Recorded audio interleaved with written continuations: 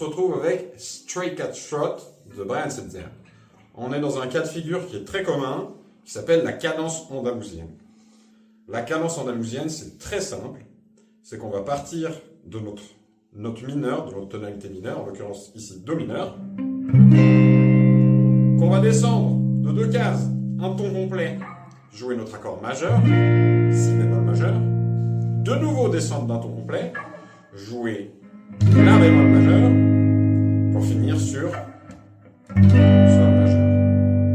C'est un cas de figure qu'on retrouve souvent. Un autre exemple, ce serait Sultan of Swing de Dire Straits, qui lui fait la même chose, mais 2 cases plus haut, c'est-à-dire en Ré, Ré mineur. On reconnaît tout de suite. C'est une cadence qui est très commune. Hit the road jack, si je ne dis pas de bêtises, c'est en Si bémol.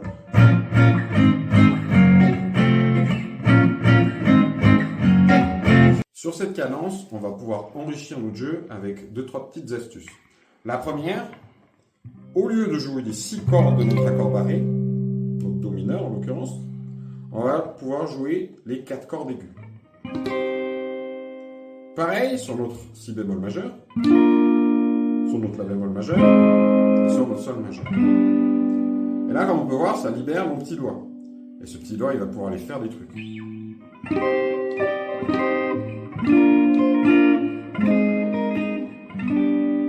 Donc, très facile à enrichir. Une autre possibilité, ça serait de jazzifier un peu tout ça.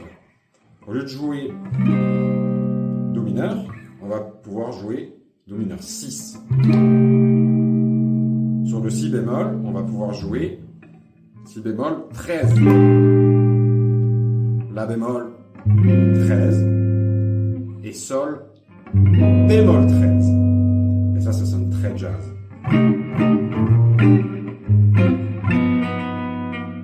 Ce qu'on va aussi pouvoir faire, c'est jouer les arpèges de chaque accord. L'arpège de Do mineur, l'arpège de Si bémol majeur, l'arpège de La bémol majeur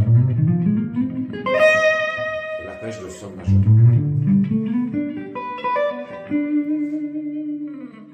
Une autre possibilité, c'est tout bêtement jouer la gamme préférée de tous les guitaristes. On peut juste accompagner cette cadence à l'aide de notre gamme pentatonique.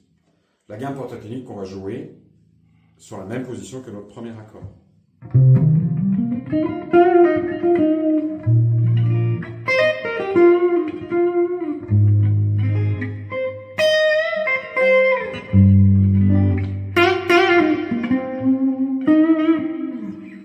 Si tu veux apprendre à jouer Stray Cat Strut comme Brian Setzer, contacte-nous au Groove Shack.